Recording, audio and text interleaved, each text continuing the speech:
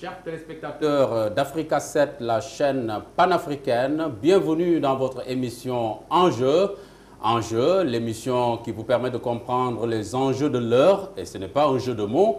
Dans ce numéro donc, spécialement dédié à l'épidémie d'Ebola, nous recevons sur ce plateau le docteur El Hadj Mamadou Ndiaye, qui est le directeur de la prévention au ministère de la Santé. Bienvenue. Merci beaucoup. Et Adiatou Tandian, qui est docteur en sociologie, enseignant, chercheur, spécialiste des organisations et mutations sociales. Bienvenue, M. Tandian. Merci, bonjour à vous et bonjour à M. Ndiaye. Voilà. Docteur, je commencerai par vous pour nous dire d'abord l'épidémie d'Ebola qui sévit actuellement en Afrique de l'Ouest. C'est quoi le virus d'Ebola? Merci beaucoup et je me réjouis également d'être ici sur ce plateau, également d'être invité par votre télévision. Et je salue également vos téléspectateurs. Le virus Ebola est donc un micro-organisme vivant, virulent, capable donc de provoquer des maladies, qui appartient donc à une famille de virus, qui est à l'origine d'une entité de maladies que l'on appelle des fièvres hémorragiques.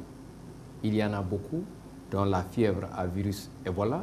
Il y en a d'autres, comme le Lassa, le chikungunya, et d'autres également, comme le Crimée, etc. Donc il y en a beaucoup d'entités qui entrent dans ce cadre. Mais le virus Ebola est une famille, bien sûr, ce n'est pas un seul virus, c'est une famille également, là aussi c'est plus long, mais caractérisée par le fait de provoquer cette maladie à fièvre hémorragique, donc c'est une maladie fébrile, et qui se caractérise ou qui comporte beaucoup de composantes cliniques, mais avec surtout des hémorragies, mais surtout elle est foudroyante et elle est quand même avec une létalité assez élevée. C'est-à-dire beaucoup de personnes décèdent des suites de cette maladie. Donc c'est un micro-organisme vivant capable de provoquer une maladie qui est donc un virus et il y a plusieurs familles, mais qui est capable de provoquer une forme de maladie qu'on appelle fièvre à virus Ebola, du nom de ce village, de cette rivière, pardon, des rives de la RDC. Bien sûr, docteur. D'ailleurs, l'épidémie d'Ebola est déjà apparue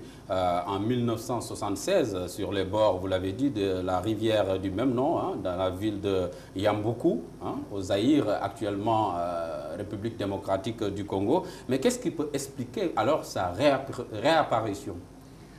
Oui, bon, les épidémies ont souvent une période cyclique. Hein. Période cyclique, c'est-à-dire qu'elles apparaissent de temps en temps selon un cycle bien donné. Hein. Donc on ne peut pas connaître peut-être tellement, on n'a pas tous les contours de l'explication. C'est ça. Mais cette maladie quand même, elle est récente. Hein. 1976, c'est pas nouveau, c'est pas ancien, c'est assez récent dans la vie de l'épidémiologie. Donc, elle est apparue, il y a plusieurs cycles qu'elle a fait, beaucoup d'apparitions, 21 épidémies d'ailleurs, depuis 1976, mais qui apparaissaient, qui se caractérisaient quand même par des périodes relativement courtes. Mais celle-là s'est caractérisée par une apparition un peu plus longue, elle a, enfin, assez longue d'ailleurs, parce que depuis le mois de décembre, elle est là, elle sévit. Donc, c'est ça, sa réapparition, bien sûr. C'est selon donc des conditions écologiques qui sont favorables et elle a éclaté à la faveur on en parlait des réservoirs naturels, comme par exemple le chauve-souris. On parle également de certains donc, petits rongeurs. Qu'en est-il exactement? Exactement. Bon, c'est une maladie dont on sait qu'il y a des animaux porteurs, notamment les chauves-souris frugivores, c'est-à-dire qui vivent dans les grandes forêts et qui se nourrissent de fruits. Donc, elles hébergent le virus sans tomber malade, ces chauves-souris, donc c'est pratiquement des porteurs, n'est-ce pas, qui ne tombent pas malades, qui peuvent également, puisque vivant à l'intérieur de la forêt, dans les forêts denses, avec certains primates, c'est-à-dire que c'est certains types de singes, des gorilles, etc., mais également certains antilopes de la savane, certaines antilopes également, qui peuvent être infectés par ce virus. Donc ce virus, les chauves-souris l'hébergent, il infecte certains animaux, et l'homme est un hôte accidentel de cette maladie. Donc c'est accidentellement que l'homme se contamine, bien sûr en manipulant ces animaux en les mangeant, en les manipulant, en les dépeçant. Oui, on y reviendra. Et c'est comme ça que ça arrive à l'homme, oui, et c'est là que l'épidémie démarre. Effectivement, ça on y reviendra, il s'agit des zoonoses, on y reviendra, mais on parle aussi de porcs domestiques. Oui, bon, on ne l'a pas tellement décrit, on en a parlé, mais on ne l'a pas tellement décrit. Effectivement, les porcs peuvent être infectés, ils peuvent également être infectés par ce virus Ebola. Mais en fait, c'est exactement, il y a les porcs épiques, les porcs également peuvent être infectés, on l'a décrit également. Notamment par les muqueuses, bien sûr, ils peuvent également être infectés. Oui. Alors, M. Tandian, vous êtes sociologue, docteur en sociologie. Comment expliquez-vous la tendance de certaines sociétés à consommer de la viande de brousse? Alors, merci M. Diouf donc, de cette invitation. Donc, je m'honore et je me réjouis également de le partager avec M. Diouf, qui est de la tutelle du ministère, M. Ndiaye, pardon. Oui, donc, c'est important qu'un homme du sérail, n'est-ce pas, donc, nous explique donc, de quoi il s'agit. Et je salue également tous vos téléspectateurs qui sont en train de suivre actuellement ce débat. Alors, donc, moi, je me dis déjà que ce phénomène, c'est un phénomène mondial. Tout récemment, lors du dernier sommet aux États-Unis, Afrique-États-Unis, je pense que les dirigeants de ce monde en ont parlé. Donc, je pense que les Africains doivent aujourd'hui donc laisser l'impression, la bonne impression qu'ils ont également le souci du devenir de ce monde, du devenir de l'humanité. Il ne faut pas qu'on laisse ce combat-là aux autres sociétés, n'est-ce pas, donc pensant qu'ils ont plus de moyens que nous, plus de situations favorables que nous, mais que nous également, qu'on s'engage, n'est-ce pas, donc à travailler pour donc le devenir de ce monde, l'épanouissement de ce monde. Mais sur les habitudes de consommation. Revenant sur les habitudes, je me dis que ce n'est pas le propre de l'Africain. Parce que quand vous prenez des peuples comme des peuples amérindiens, des peuples de l'Amérique du Sud, des peuples de l'Australie, nous avons les mêmes comportements alimentaires. Alors moi, la question qui saute à mon esprit comme ça, c'est pourquoi ça apparaît en Afrique mais pas ailleurs. Alors ça, c'est une interrogation que je n'arrive pas encore à résoudre, mais je me dis tout simplement, quand on fait référence donc aux viandes de chauve-souris, viande de porc, et ça, ces viandes qui sont consommées ailleurs. Oui, ils sont consommés ailleurs, chez les peuples forestiers, chez les peuples de savane, n'est-ce pas? Mais pourquoi, naturellement, dans cette zone, RDC, Libéria, Sierra Leone, Guinée, ouais, donc, qui sont des zones aurifères, des zones diamantifères, ainsi de suite. Alors ça me pose beaucoup de questions, alors que seule une immersion dans ces zones, n'est-ce pas, ou le suivi d'une évolution idéologique, n'est-ce pas, donc de ces situations nous permet un peu donc de connaître. Mais à l'heure actuelle, je me pose énormément de questions concernant donc les facteurs qui le favorisent, alors que ailleurs, sur d'autres terrains où ce virus n'est pas présent, on a les mêmes facteurs favorisants, c'est-à-dire l'alimentation, la viande, n'est-ce pas, l'environnement et les comportements sociaux. Mais pensez-vous, docteur, que le virus Ebola est transmissible de l'animal à l'homme? Docteur Ndiaye l'a dit tout à l'heure. Mais pensez-vous que des maladies comme l'épidémie d'Ebola peuvent influer sur les habitudes alimentaires des sociétés en perpétuelle mutation? Oui, enfin, ça peut être une occasion pour quand même qu'au niveau des populations, que si on s'y prend bien, que si on fait une bonne communication, n'est-ce pas, une bonne politique d'information, de proximité, qu'on arrive quand même à éradiquer certains comportements qui sont des fléaux sociaux. Alors, parce qu'il y a des maladies qui ne sont favorisées que par des comportements humains que nous avons, n'est-ce pas, et qu'on n'arrive pas à se départir, alors que ces comportements, c'est des terreaux favorables, n'est-ce pas, donc à l'éclosion de ces virus-là. Je pense que si on arrive à sensibiliser ces populations, alors qui n'est pas un travail facile, parce qu'il faut toujours faire la dichotomie entre les comportements urbains et les comportements du continent. Surtout que l'urbain, c'est la métropole, c'est la façade qui est très ouverte aux autres sociétés, qui est très ouverte, qui est en phase donc avec la civilisation universelle. Mais une fois que vous quittez les zones urbaines, que vous allez dans le continent, vous voyez, les comportements donc, sont trop autochtones et souvent qui sont réfractaires au changement, n'est-ce pas, donc à l'appel toujours à des vigilances et autres. Et surtout, vous voyez, quand vous regardez dans nos frontières, hein, et même à Dakar ici, les concentrations humaines dans les bus et autres, ouais, donc c'est des comportements, même ici, à 2 pas de chez nous, qu'on remarque. Alors si c'est une contamination qui peut s'effectuer d'homme à homme, après l'avoir pris de l'animal, je pense qu'il y a quand même beaucoup de facteurs qui peuvent le favoriser, donc en tenant compte quand même de nos façons de vivre, de nos actes quotidiens, de nos... Bien sûr. Voilà. Bien sûr, nous reviendrons, M. Tania, sur ces facteurs qui peuvent favoriser notamment le développement du virus. On a parlé tout à l'heure, Dr Ndiaye, des réservoirs naturels du virus Ebola. Vous avez tantôt évoqué la transmission de l'animal à l'homme, qu'on appelle zoonose, et de l'homme d'homme à homme. Mais comment s'effectue effectivement cette transmission? Oui, cette transmission, comme je l'ai dit, bon, peut-être pour revenir un peu sur ça, bon, les virus existants ont toujours existé peut-être, mais que la maladie a apparu, que le virus peut-être c'est une période récente, mais il faut savoir également que c'est des organismes qui peuvent muter dans la vie.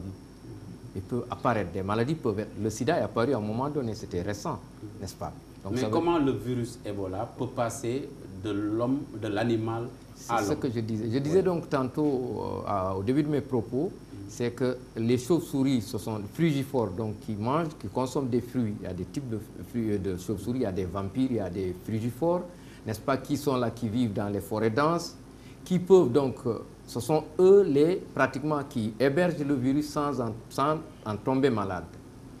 Ils peuvent le transmettre. On a l'hypothèse, c'est des hypothèses en tout cas, qui sont en train de se confirmer, qu'ils infectent certains primates sauvages, donc dans les singes. Et ces populations qui sont infectées à l'origine de cette épidémie, ce sont donc des gens qui ont eu, des personnes qui ont eu à consommer ou à dépecer ces gorilles ou ces antilopes qui sont sauvages, qui sont abattus. Et ces personnes, parce que c'est dans les forêts denses que la maladie apparaît, et ces personnes consommaient ces animaux. Et c'est donc en les manipulant, puisque c'est un virus très contagieux, il se contamine par la main, main portée, donc à la suite des sécrétions de l'animal, à la suite de son sang, n'est-ce pas, l'aliment est mal cuit, ou bien la personne en déposant l'animal avait une petite plaie, etc.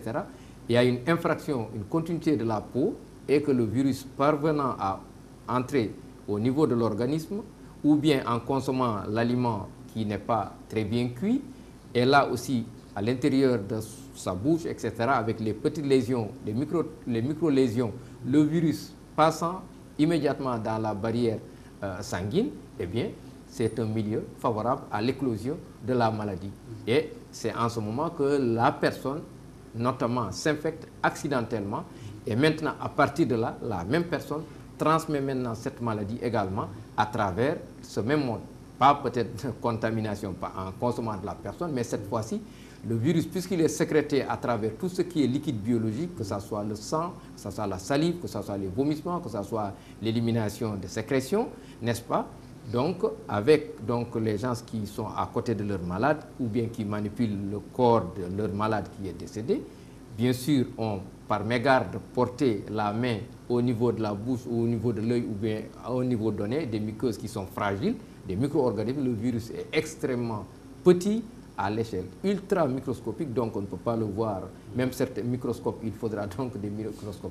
Il faut des agrandissements très grands pour qu'on puisse le voir. Donc, il y a effraction, il entre dans la peau et c'est là où la contamination démarre. Donc, l'homme se contamine initialement à partir de ces animaux infectés qu'on a manipulés soit en mangeant, soit on les a dépecés, soit d'une certaine manière, on a pu les manipuler. Mais est-ce qu'il peut y avoir une infection directe, par exemple, des chauves-souris à l'homme? Non, des chauves-souris à l'homme, ça n'a pas été dit.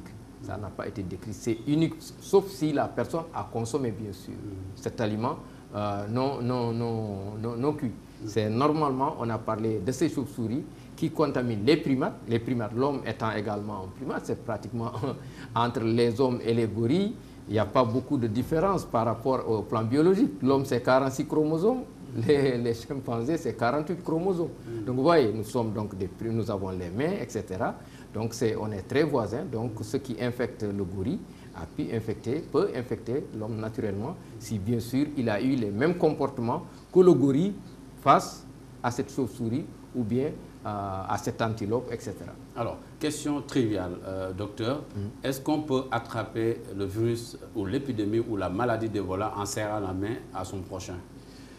Si la personne en question par exemple, est atteinte, bien sûr, ou bien elle a serré la main d'une personne, elle a manipulé, elle a serré la personne d'une personne qui est malade, qui a donc vomi ou qui a eu à rejeter certains liquides biologiques et que sa main portait donc les souillures, elle ne s'est pas bien lavé la main, elle a serré la main de l'autre personne. Cette autre personne a porté sa main à la bouche ou dans les yeux, etc., à la faveur d'une effraction, elle se contamine naturellement. Monsieur Tania, une question que je vous retourne aussi, il est dans la coutume sénégalaise de se serrer la main pour se saluer. Et cela, comme le docteur l'a dit, peut naturellement favoriser le développement de certaines maladies virales. Est-ce que vous pensez que ces comportements bien de chez nous peuvent changer un jour? Oui, bon, en fait, sous l'effet de cette maladie. Mais bon, je me rappelle en Europe, quand l'Europe était frappée par la peste et beaucoup d'autres maladies qui décimaient une plus grande, n'est-ce pas, qui avait un taux de mortalité plus grand. En ce moment, les gens seront déterminés à changer leur comportement. Mais malheureusement, bon, enfin, ou heureusement, nous ne sommes pas encore là. Parce que jusqu'à présent, il y a des mesures préventives. Ensuite, il y a une certaine zone où on a pu endiguer l'éclosion de cette maladie. Mais il faut se dire que lorsque le taux d'atteinte atteindra un certain niveau, alors en ce moment, on est obligé quand même que tous les comportements qui peuvent favoriser, n'est-ce pas, la contamination, donc ce seront des comportements auxquels on va se départir. Faudrait-il attendre que la maladie soit là pour changer de comportement? C'est ça le problème, parce que ici, on a, n'est-ce pas, je ne sais pas, c'est une religiosité naturelle chez nous, ou cette propension à considérer que le danger ne viendra pas.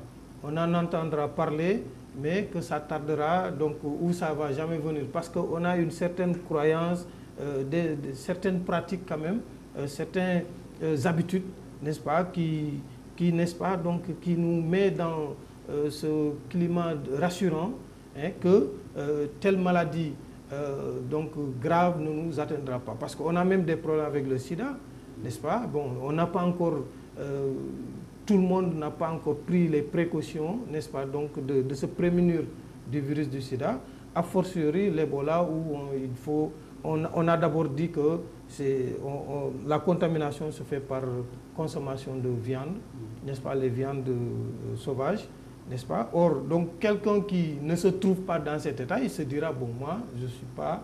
Et quand tu regardes dans ton environnement également, depuis qu'on en parle jusqu'à maintenant, on n'a pas vu directement une personne atteinte, et finalement, on est rassuré, on se rassure. Donc, ce sont ces petits comportements négligents, n'est-ce pas, que l'on conserve, que l'on traîne, et qui peuvent nous surprendre. Ça peut nous surprendre, n'est-ce pas, parce que n'eût été la vigilance quand même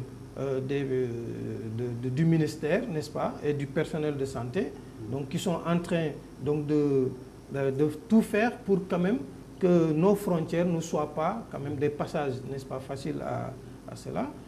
Donc, je pense que... Mais restons sur le comportement des Sénégalais, oui, notamment le fait de se serrer la main. Effectivement. Qu'est-ce qu'il faut faire pour faire changer les Sénégalais, les départir de cette habitude? Ça pouvait être même plus facile. Par exemple, notre religion nous recommande de ne pas se serrer la main, surtout entre hommes et femmes. des gens qui peuvent se marier.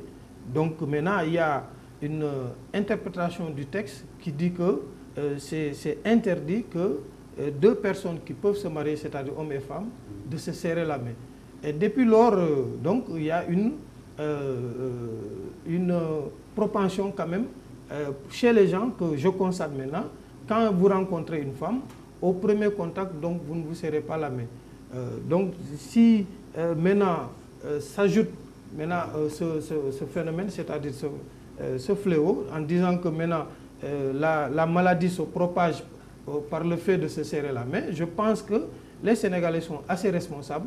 Il suffit de bien communiquer pour quand même que l'on puisse éviter de tels comportements. Ce n'est pas difficile. Ce n'est pas difficile, mais il faut savoir faire la bonne communication, n'est-ce pas, et avertir les gens pour leur dire que personne n'est exempt, n'est-ce pas, donc de la contamination. Avant que la maladie ne s'installe. Hein. D'ailleurs, docteur, au niveau du ministère de la Santé, vous avez développé une campagne de sensibilisation, notamment concernant le lavage des mains. Hein. Mais est-ce que cela suffit-il selon vous? Non, d'abord, ça ne suffit pas en fait. En fait, comme je disais tantôt, Ebola, la maladie se transmet à l'homme de manière accidentelle à partir de ces animaux. Mais en fait, le problème de l'épidémie actuellement et de la contamination interhumaine, c'est celle-là qui se pose actuellement. Qui n'est pas en fait le message actuellement, ce n'est pas la consommation en fait de la viande de brousse en tant que telle. C'est un élément bien sûr important qu'il faudra prendre en compte, déclencheur, il faut en parler parce qu'il y a des gens quand même qui vivent en forêt, des Sénégalais comme nous qui vivent en forêt ou d'autres, n'est-ce pas, etc. Il faudra faire attention à ce phénomène. Mais le problème majeur et l'enjeu majeur aujourd'hui, c'est la contamination interhumaine.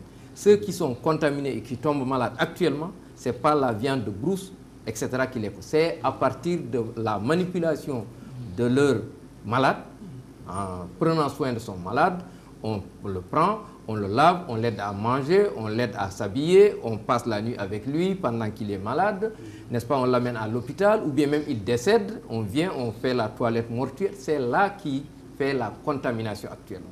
C'est bon de se dire, de se laver les mains à chaque fois, c'est extrêmement important, aussi bien pour lutter contre Ebola que pour toutes les autres maladies. Il faut se laver les mains à chaque fois parce qu'il y a beaucoup de Sauf que si on se lave les mains et on sort, on serre encore la main à quelqu'un, encore une fois, aussitôt, d'accord. Donc, les habitudes reviennent. Donc il y a la main, mais comme je dis, la maladie se transmet à travers toutes les humeurs et tous les liquides biologiques. Même le fait de se faire des accolades, n'est-ce pas? Donc c'est un peu difficile, les sociologues peuvent nous dire, etc. Les comportements, il y a beaucoup de choses actuellement avec Ebola, il y a beaucoup de choses qu'il faudra limiter. Donc il faudra faire très attention à tout cela.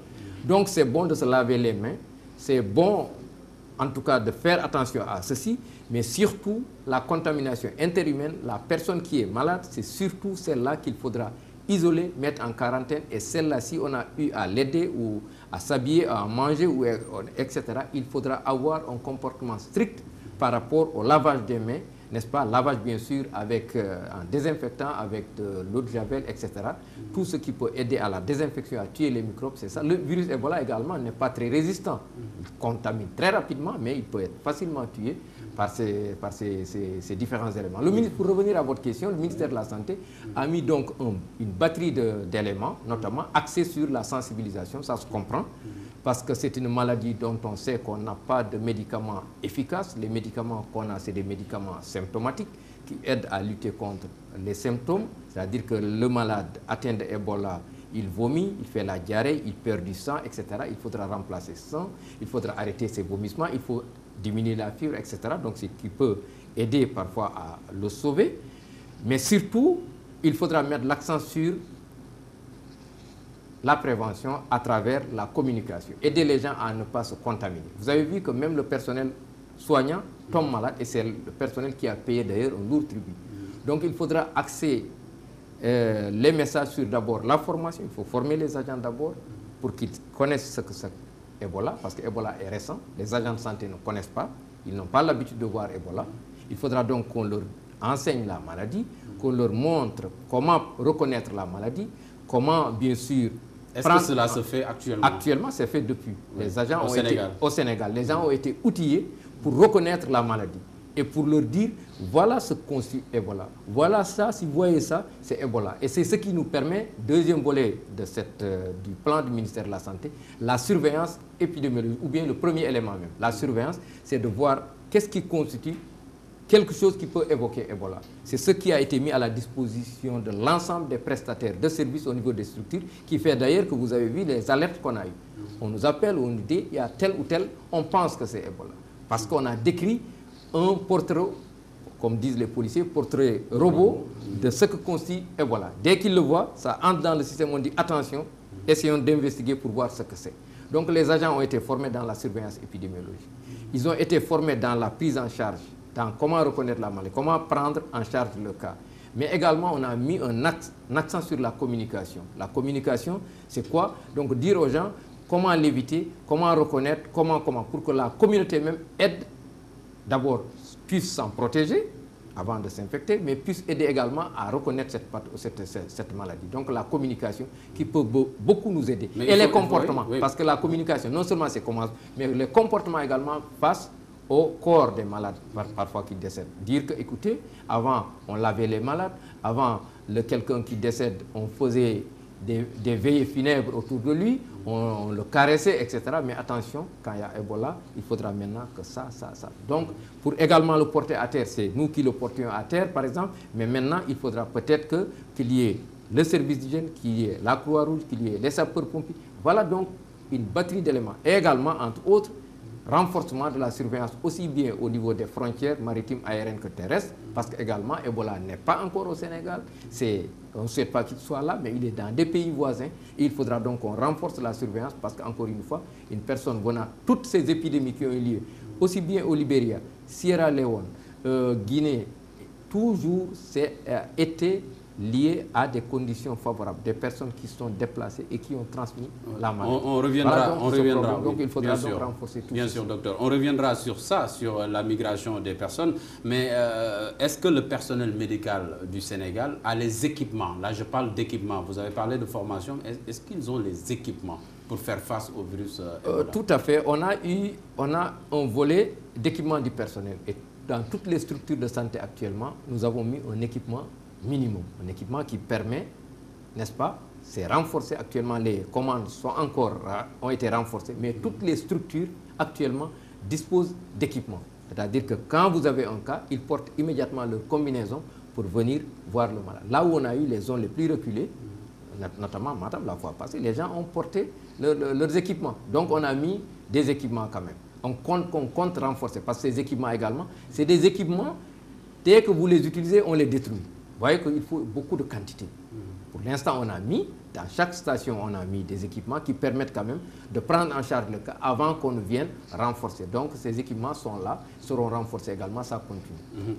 Mais vous avez tout à l'heure évoqué la migration des personnes, mais on a vu que l'État du Sénégal tarde toujours à fermer ses frontières.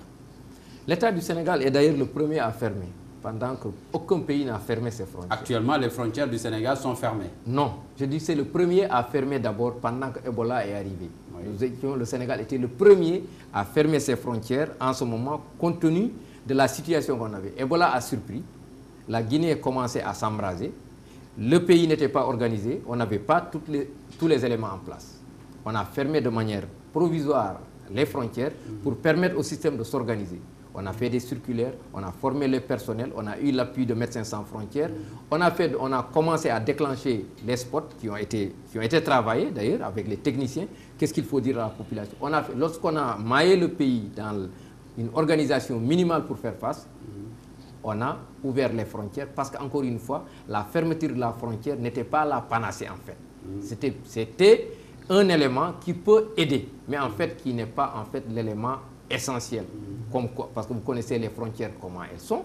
Personne ne peut faire face au flux migratoire. Regardez les pays aisés, comme les pays européens. L'Espagne là ne peut pas lutter contre la migration clandestine, non seulement avec tous ses moyens, tous ses équipements, ses radars, en équipant même les pays africains pour l'appuyer. On part chaque jour, des gens débarquent. Donc, vous voyez, c'est pour dire que c'est un élément sur lequel il ne faut pas trop se focaliser. Dire que c'est un élément qui peut aider, en fait, surtout peut-être même peut-être l'organisation même de cette migration est plus indiquée peut-être même que la fermeture. Mais ce n'est pas exclu, c'est une option qui n'est pas exclue, mais nous disons que c'est une option avec laquelle nous pensons qu'elle ne fait pas partie des priorités. Il faut la prendre comme un élément d'appoint au plan qu'on est en train de dérouler actuellement. Oui. Monsieur Tagnan, les peuples ont une tendance naturelle à voyager, à aller et venir, c'est sociologique. Oui. Fermer les frontières, comme l'a dit le docteur, peut ne pas être une solution par rapport à des réalités sociologiques. Bon, on peut dire que c'est une mesure préventive qui n'a pas cette efficacité à 100%, parce qu'on sait que chaque fois que vous mettez les règles formelles, alors les gens vont créer des règles informelles. Généralement même, c'est l'informel qui est mieux pratiqué que le formel. Alors chaque fois que vous posez des barricades, les gens ont cette propension à le contourner. Bon, c'est naturel, c'est naturel. C'est l'homme qui est comme ça. Oui, c'est l'homme qui est comme ça. Donc chaque fois que vous mettez des barrières, et ça même, ça peut être un facteur de propagation également. Parce que ça va multiplier les actes informels. Alors finalement, vous ne pouvez pas. Parce que vous avez canalisé une zone et croyant que tout ce qui se passe là-bas sera contrôlé et su, mais au-delà de ces barricades, les gens vont se créer à eux donc d'autres passages qui sont informels et finalement, donc le virus peut passer sans que vous n'ayez... Donc ce qui est mieux pour moi, c'est de renforcer le contrôle, laisser les frontières jouer leur rôle naturel, n'est-ce pas? Parce que c'est des peuples qui sont séparés seulement par des frontières artificielles, mais que culturellement, c'est des peuples qui s'embrassent, n'est-ce pas? Donc, par exemple, quand vous allez sur la zone nord, les villages sont de même nom, hein, donc de la rive gauche vers la rive droite. Ils ont presque les mêmes noms. Au sud également, c'est la même chose. C'est les mêmes peuples, mais qui sont soit séparés par un fleuve, ou bien donc une frontière fictive, mais eux, que culturellement, n'est-ce pas, donc les brassages qu'ils ont dépassent même, n'est-ce pas, ces entités. Donc les frontières physiques ne retiennent pas les peuples. Non, ça ne peut pas retenir et ça ne peut pas endiguer les comportements. Ensuite, il y a la transhumance des troupeaux. Ouais, donc tout ça, c'est des facteurs. Donc si vous fermez la frontière aux hommes, vous ne pouvez pas fermer la frontière aux chauves-souris. Ouais. Voilà, les chauves-souris, les animaux, ça passe. Ouais, donc quand des gens ont des comportements forestiers, alors donc fermer les frontières n'est pas une solution. Mais comme c'était à l'entame, on vient de ça vient de frapper à nos portes. Et là, la mesure préventive, c'est de dire attendez, nous allons fermer d'abord pour contrôler, pour mettre les dispositifs, n'est-ce pas, donc de contrôle effectif en place. Et après, on va laisser les gens circuler naturellement. Parce qu'il vaut mieux de laisser les gens circuler et de les contrôler que, n'est-ce pas, donc de leur mettre des barrières. Et en ce moment, les gens auront la propension de créer d'autres voies de rentrée, n'est-ce pas, que vous ne pouvez pas contrôler. Bien et sûr. Ça également, au lieu d'avoir l'effet positif, vous risquez d'avoir l'effet rétroactif, effet pervers. Oui, M. Tagnan. Alors, docteur, il y a des points de passage officiels qu'on connaît, c'est les ports et les aéroports. Quelles sont les dispositions qui ont été prises par l'État du Sénégal à ce niveau-là? Oui, là, donc, ça rentre dans le cadre du plan global, du plan de riposte du Sénégal face à Ebola. C'est le renforcement de la surveillance épidémiologique à l'échelle du territoire, mais particulièrement au niveau des frontières, qu'elles soient aériennes, qu'elles soient maritimes et terrestres. Aérienne, surtout au niveau de l'aéroport, il y a certains ports même à l'intérieur de l'aéroport du Sénégal, mais surtout au niveau du port de Dakar, où il y a un service de contrôle sanitaire aux frontières aériennes, avec donc tout un staff, un service médical, qui est là, donc qui est avec les ADES, les aéroports du Sénégal, en étroite collaboration avec toutes les compagnies aériennes, notamment avant qu'un avion n'atterrisse au Sénégal. Le manifeste de l'appareil, tout est transmis au niveau du service médical, donc via la tour de contrôle, qui dit au niveau du service médical, avant que l'avion n'atterrisse, tout ce qui s'est passé à bord. Donc le pilote le transmet. Dès qu'il y a un problème à bord, le service de contrôle sanitaire aux frontières est informé et ils viennent, bien sûr, avec bien sûr une ambulance du SAMU national qui est constamment au niveau de l'aéroport pour faire face. Il y a eu des alertes qu'on a eues à l'aéroport où nous a signalé des cas où le service médical est monté à bord pour voir. Là aussi, il y a des conduites à tenir pratiques par rapport si un cas survenait au niveau de ces... Mais alerter ne veut pas dire alarmer. Non, non, alerter... On a vu ce qui s'est passé avec l'alerte à Ourossogui. Les gens ont pensé, ont paniqué tout de suite. Oui, oui. Je pense qu'il faut faire la dichotomie entre... Oui, l'alerte, l'objectif de l'alerte, c'est de rendre un système suffisamment sensible pour dire à chaque fois qu'il y a quelque chose, attention, qu'est-ce qui se passe? Mais tout le monde, donc, alerte tel qu'on le conçoit. C'est comme ça. Donc, il y a eu quelque chose. On a eu un patient qui a été transporté dans une compagnie aérienne, qui a eu à présenter certains signes, et que l'équipage a averti le sol pour dire qu'il y a quelque chose. Le contrôle sanitaire est arrivé, est monté à bord. Le médecin a pu regarder avec son équipe, a examiné et que tout était rentré dans l'ordre. L'avion est reparti et le passager également a été pris en charge de manière adéquate. Donc, c'est pour dire qu'au niveau de l'aéroport, c'est la même chose. Au niveau du port également, au niveau du port contrôle sanitaire aux frontières maritimes également, les bateaux venant de ces zones sont arraisonnés en rade à 22 km pratiquement. Et là, c'est le service de contrôle sanitaire aux frontières maritimes qui se déplace devant tout bateau qui arrive à ce niveau, qui va voir ce qui s'est passé avant donc qu'il ait donc la libre pratique, c'est-à-dire de pouvoir venir sur la terre ferme. C'est ce qui se passe de manière continue au niveau de l'aéroport et au niveau du port. Donc, un contrôle sanitaire aux frontières. On ne monte pas tant que le contrôle sanitaire aux frontières maritimes n'est pas allé faire ces activités usuelles pour permettre ce qu'on appelle la libre pratique et que pour que le bateau puisse venir sur la terre ferme. Donc, les bateaux seront arraisonnés à 22 km. Ils se déplacent en vedette.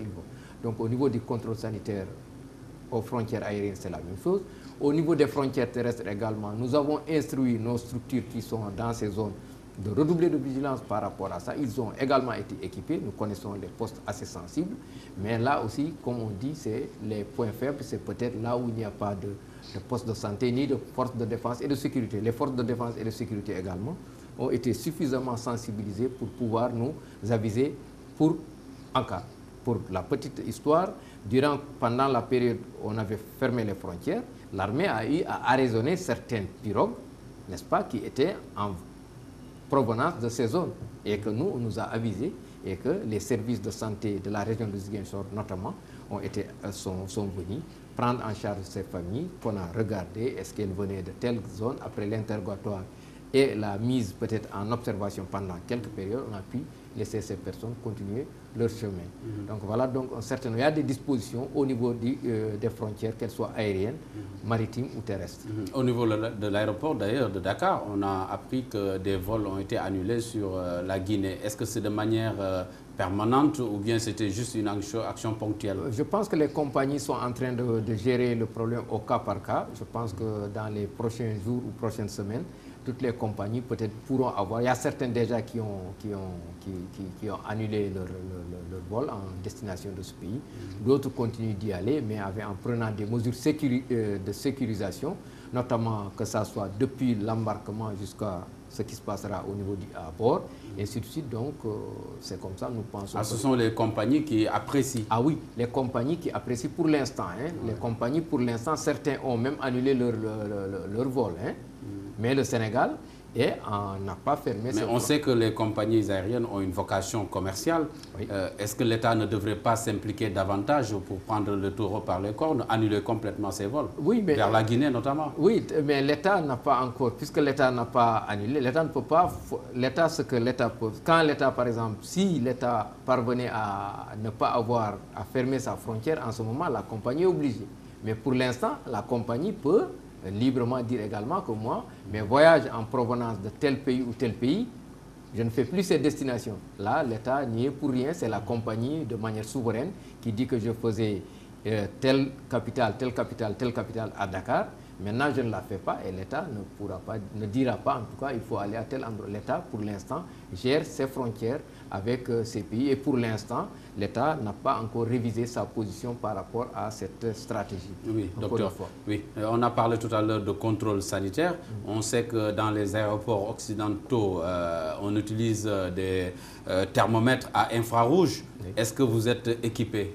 Oui, ces thermomètres à infrarouge, effectivement, nous n'en avons pas présentement, actuellement, mais que nous pensons d'ailleurs réceptionner notre dotation avant la fin de cette semaine. Comment se procède alors actuellement, oui, actuellement le contrôle? Actuellement, le contrôle, bien sûr ils sont déjà équipés. Il y a des équipes qui ont été renforcées au niveau de l'aéroport. Les vols en provenance de cette zone épidémique sont contrôlés. Les gens essayent par l'interrogatoire, en interrogeant, en voyant le malade, en combinant avec les informations reçues de l'équipage pour permettre de gérer la situation et de gérer au cas. Et que les équipes également sont renforcées. Aujourd'hui, si vous allez à l'aéroport, vous trouvez que l'équipe a été renforcée même par des équipes du ministère de la Santé. Depuis le dimanche, nous avons renforcé notre dispositif, aussi bien par certains agents du ministère de la Santé que le service national de l'hygiène et bien sûr ajouté au service de contrôle qui existait déjà au niveau de l'aéroport. Et nous pensons que pratiquement tout sera renforcé d'ici la fin de la semaine parce que tout est comme même les scanners thermiques ont été commandés par rapport à cette question. Oui. Monsieur Tandian, on a tantôt dit qu'il faut communiquer, bien communiquer. Selon vous, quel langage faudrait-il tenir aux Sénégalais pour coller à leur réalité culturelle, mais ne pas les apeurer aussi? Voilà, vous avez tantôt dit qu'il faut alerter mais ne pas alarmer. Bien sûr. Malheureusement, l'alerte est toujours donnée par l'alarme. Oui. Ouais, c'est l'alarme qui donne l'alerte. Donc forcément, ces deux actions sont contiguës. Chaque fois que vous alertez, vous alarmez.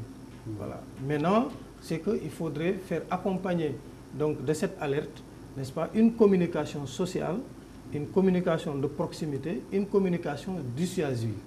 Parce que, par exemple, si vous empêchez maintenant les gens de vaquer à leurs occupations naturelles, à leurs occupations culturelles, alors donc ils sont amputés d'une partie de leur vécu, d'une partie de leur situation sociale, de leur situation quotidienne. Et une telle communication n'a pas d'effet positif. Parce que toujours les gens verront en eux, n'est-ce pas, donc des impérialistes. On pense que ces gens, ils sont venus pour nous déranger dans notre équilibre naturel. Alors, donc, finalement, voilà, donc, ils ne répondent pas positivement. Et il y a une logique sociale qui dit que chaque fois que vous empêchez les populations donc c'est-à-dire que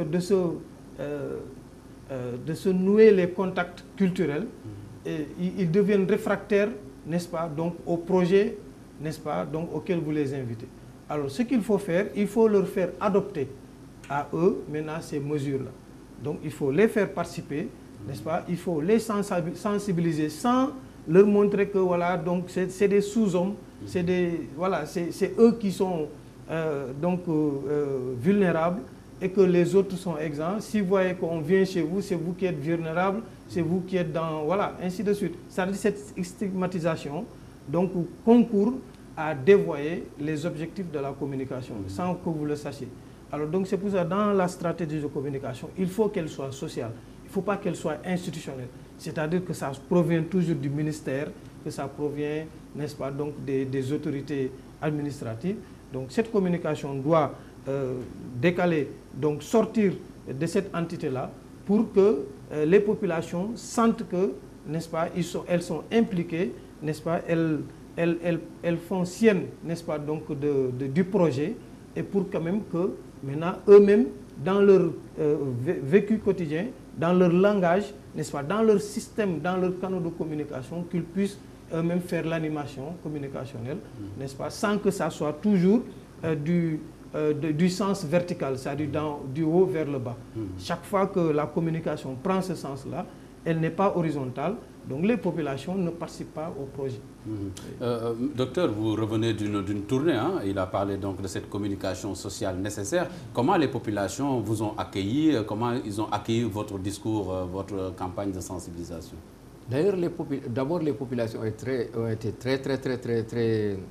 En tout cas, elles ont accueilli ça de manière très favorable. Lorsqu'elles ont vu que Madame le ministre de la Santé et de l'Action sociale, à la tête de la délégation, est venue au niveau de leur zone, les populations étaient un peu... Elles avaient vu les agents de santé, elles avaient les messages, etc. Mais c'est un sentiment de réconfort, comme quoi que, vraiment, elles sont avec les autorités. Mais également, ça vient également crédibiliser ce qu'elles entendaient à travers la presse, à travers les spots, à travers, etc. Donc, ils ont dit que maintenant, si c'est l'autorité même qui se déplace ici de manière spéciale et qui nous dit que C'est ça qu'il faut faire, c'est ça qu'il faut faire. De la bouche des techniciens du ministère et du ministre de la Santé et de l'Action sociale en premier lieu, avec les autorités administratives donc, qui disent que voilà, nous sommes là parce qu'il faut savoir que c'est l'intérêt du Sénégal, c'est l'intérêt des populations, c'est surtout votre intérêt. Il faut faire ça et ça. Les populations ont pris ça avec vraiment un sentiment vraiment d'encouragement. Elles ont encouragé ce message, elles ont adhéré surtout. Et elles nous ont même suggéré des choses. Qui, en fait, nous, on n'avait pas pris ça peut-être en compte, mais qu'en voyant la population nous dire qu'on pense que ça aussi, en prenant en compte leurs préoccupations, les messages seront remodulés, seront recalibrés et en ce moment, ça sera encore de consommation plus aisée et que les populations vont adhérer au message. Parce qu'encore une fois, l'objectif de la communication, c'est de pouvoir donner à la population l'information qu'il faut, que la personne en question intègre ce message, qu'elle ne le voit pas comme quelque chose d'interdit, mais qu'elle le voit comme un élément qui fait partie, qui l'aide à améliorer son vécu, qui aide à le protéger, qui aide également à renforcer un comportement favorable chez elle. Oui, M. Tandian, tout à l'heure, vous parliez donc de cette stigmatisation à éviter. Mais est-ce que ce n'est pas nous-mêmes, Africains, qui nous stigmatisons nous-mêmes? Oui. Pourquoi? Parce que, voilà, rien que par rapport à nos chercheurs, ils attendent toujours que leurs collègues occidentaux viennent trouver des remèdes pour des maladies qui sévissent ici en Afrique. Oui. Je pense que c'est un problème. Vous êtes un universitaire. Je pense que c'est un problème, c'est un cas d'école qu'il faudrait étudier. Oui, il y a ce rapport-là. Par exemple, chaque fois, quand vous allez dans les zones de l'arrière-pays, moi j'ai fait une thèse sur la gestion paysanne des aménagements hydro-agricoles. Donc j'étais dans des zones paysannes. Je voyais chaque fois des agents techniques des ministères de l'agriculture, des projets, n'est-ce pas, venir dans ces zones et apprendre aux paysans des méthodes culturelles. Et donc il y a des phases d'essai. Donc, ils les initient, ils font des ateliers, ils les forment, on les laisse avec ces méthodes et il y a un suivi. Ils partent 3 mois après ou 5 mois après, ils viennent pour voir les résultats. Ces populations ont cette propension à montrer à l'étranger le visage qu'il veut. Ils leur montrent le comportement qui lui est favorable. Mais dès lors qu'ils tournent le dos pour retourner à son bureau ou dans son institution, les populations retournent à leur comportement naturel. Ouais, moi qui étais avec eux, j'avais fait une observation participante, donc j'étais immergé dans leur vécu, je participais, j'étais témoin donc de leur plus petite subjectivité. Donc, je voyais que ces gens, il faudrait une autre méthode pour leur faire adopter, n'est-ce pas, les choses qui sont importantes pour eux. Parce qu'une personne, tu peux même lui dire quelque chose qui l'arrange, n'est-ce pas? Mais tant que ce n'est pas élaboré à partir de son vécu, tant que ça n'améliore pas son vécu, son quotidien, tant qu'il ne s'approprie pas même donc de cet outil-là, lui, il dira que c'est un outil impérialiste. C'est-à-dire, quand tu es là, il l'adopte, quand tu n'es pas là, il le délaisse. Alors donc c'est ce biais culturel qui pose problème, n'est-ce pas, qui crée un hiatus entre nos méthodes, n'est-ce pas, et les objectifs. Donc nos méthodes manquent généralement à la cible. Et la cible, c'est les populations qu'il faut préserver, qu'il faut protéger, qu'il faut sensibiliser. Je pense qu'il faudrait changer de méthode pour ne pas toujours venir en développeur, en émancipateur, n'est-ce pas, donc en colon. Alors, donc c'est cette image qu'il ne faut pas leur laisser. Sinon, ils ont toujours l'habitude donc, de vous donner le comportement qui vous est favorable, que vous voulez voir. Hein, donc, mais une fois que vous partez, ils retournent, n'est-ce pas? Ils disent, oh, ces gens-là, voilà, c'est des bureaucrates. Mais tout à l'heure, je parlais de nos chercheurs, de nos universitaires, qui souvent sont un peu détachés des réalités à la base. Qui font des consultations à la carte et destinées à des organisations internationales, au lieu de régler des problèmes ici en interne. C'est le mercenariat. Moi, j'ai toujours milité à ce que l'université soit le reflet des aspirations sociales. Il faudrait créer un link entre ce qui se fait à l'université et les préoccupations de la société. Or, ce que nous voyons, ça c'est une question macro-sociale, n'est-ce pas, sociologique, que les méthodes et les enseignements n'est-ce pas, et les techniques qui sont enseignées par nos universités n'ont aucune conséquence sociale. C'est-à-dire ça n'émane pas de nos aspirations. Or, une université, ça doit caporaliser l'ensemble des connaissances sociales, des connaissances, n'est-ce pas, donc, dont une société a besoin pour se développer, pour s'épanouir. Mais il y a un hiatus entre ce que les laboratoires font, parce que généralement, les chercheurs ici, les laborantins, n'est-ce pas, c'est des mercenaires. C'est-à-dire qu'ils sont commandités. C'est juste ça ma question. Effectivement, parce qu'on pouvait peut-être prévenir certains travaux sur certaines expériences pour prévenir certaines formes de maladies qui sont spécifiques à l'Afrique. Et par exemple, le sida, moi, je me révolte chaque fois, je dis, mais pourquoi nous les Africains, on ne peut pas prendre l'initiative de nous-mêmes? Il faut que des Blancs nous viennent nous dire, hey, il y a le sida. Et pour que nous mobilisons nos ressources pour dire, oui, on va faire une sensibilisation sur le sida. Maintenant, cette fois-ci, il a fallu que Obama les convoque là-bas aux États-Unis et pour qu'on parle de Ebola. Et je me dis, mais Ebola, pourquoi à cette heure? Parce qu'on avait même prévu que le sérum serait disponible en 2015. Et en 2014, maintenant, l'épidémie ressurgit. Et bon, moi, je me pose des interrogations. Alors, pourquoi avant 2014, la chose, on n'en parlait pas? Pourquoi c'était disparu? Et que top, en 2014, ça réapparaît et que c'était prévu qu'en 2015, le sérum serait disponible. Et vous avez entendu que les Américains, les 2 médecins qui étaient malades, qui étaient contaminés, on leur a inoculé le sérum. Le sérum expérimental. Voilà. Et que ce sérum était prévu en 2015, que ça devait être commercialisé en 2015. Docteur, cette occurrence vous dérange-t-elle? Oui, bon, un peu, parce que aussi, en fait, c'est vrai, hein, c'est une réalité, comme quoi que par rapport aux pays sous-développés ou africains en général, mais aussi, il faut savoir que la recherche, les moyens de lutte, encore une fois, les pays ne sont pas des pays développés. Il y a des moyens extrêmement importants qui doivent être au rendez-vous pour qu'on puisse promouvoir la recherche, pour qu'on puisse mettre au point des vaccins et des médicaments. Or, nos pays n'ont pas encore cette puissance, encore une fois. Là, on est tributaire de ces éléments. Et c'est également des privés qui sont à l'origine, même dans ces pays développés. C'est des structures privées qui sont là, qui emploient, qui développent des recherches, qui investissent des milliards et des milliards pendant des années sur ces vaccins et médicaments, qui d'ailleurs, un vaccin peut-être qui sera disponible ou un sérum qui sera disponible, l'enjeu que les gens n'ont pas cherché, est-ce qu'on sera en mesure de l'acheter? Ça aussi, c'est une autre paire de manches, c'est pas évident.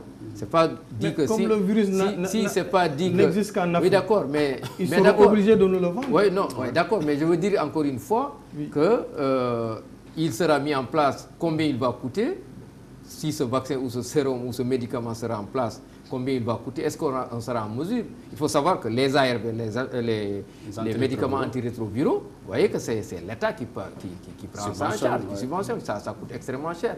Certains vaccins, certains médicaments ne sont pas accessibles, les médicaments contre le cancer, certains types de vaccins, etc., ne sont pas encore accessibles, donc c'est extrêmement important. C'est des firmes très puissantes qui sont à l'origine, qui investissent des années, parce que le vaccin, on le développe dans 10, 15 ans, 20 ans, pour le mettre au point, parce qu'encore une fois, on travaille sur quelque chose de spécifique, on n'expérimente pas sur une personne humaine, etc. etc. Donc c'est ce qui fait que c'est extrêmement... Il faut être méticuleux. Malheureusement, les enjeux sont comme ça. Pour l'instant, peut-être qu'un jour, on viendra à vous. Et aujourd'hui même, regardez, lorsque l'épidémie a éclaté, aucun pays ne pouvait faire face à ça. Parce que, un, c'est nouveau, deux, ça demandait beaucoup de moyens. Donc, l'épidémie actuellement, vous voyez, combien de millions ou de milliards ont été demandés pour venir en appui à ces pays. Et ces pays ne pouvaient pas. Ce sont aujourd'hui des pays étrangers qui permettent d'aider ces pays à cette lutte. C'est un élément qui est là, c'est un débat peut-être qui ne trouvera pas son épilogue aujourd'hui, mais néanmoins, il faut y penser déjà pour peut-être le poser même. Un autre obstacle culturel, par exemple, quand on fait les publicités, bon, l'accoutrement même du médecin qui doit traiter le malade, vous voyez, cet accoutrement même, ça repousse. C'est révoltant parce que c'est comme si c'était un cosmonaute ou bien voilà, qui va vers un voyage spécial. Parce qu'il est tellement bourré de... Finalement, on se dit, mais celui-là, ce virus, il va nous tuer parce que nous, personne de nous n'a cet équipement. Oui. Est-ce que c'est tout le monde qui doit faire cet équipement-là? Oui, donc dans communication, il y a des images quand même qui apeurent, hein, qui participent à nous apeurer. Maintenant, quand tu es face à un lion, tu es désarmé, finalement tu te dis, soit il me tue, ou bien bon, je me démerde. Ouais, parce que sinon, tu n'as pas les armes pour réagir, parce que pour avoir les armes, si c'est cet accoutrement qu'il faut avoir, vraiment, personne n'aimerait le faire. Vous savez même qu'ici, le voile intégral, ça froisse. Alors que c'est un précepte religieux. A fortiori une combinaison. Voilà. Bon, ça peut-être, docteur, vous avez un mot à ajouter là-dessus. Oui, un mot à ajouter, c'est vrai aussi. Bon, communiquer aussi, c'est peut-être aussi, il faut aussi dire la vérité. Bien sûr. C'est ça le problème aussi. Surtout. Parce que aussi, si on pouvait dire, imaginez quelqu'un qui est à Ebola avec une personne qui est là, qui n'a rien porté, etc. Là aussi, ça pouvait... Donc, néanmoins, c'est vrai, c'est la difficulté de la communication, encore une fois. La communication, il faudra dire la vérité aux gens, mais il faut la dire également avec des mots qui ne choquent pas, avec des mots que les gens vont adopter, et ainsi de suite. Et aussi, malheureusement, c'est tellement difficile que quand vous faites une erreur, pour se rattraper, ça pose énormément un problème. Ça pose...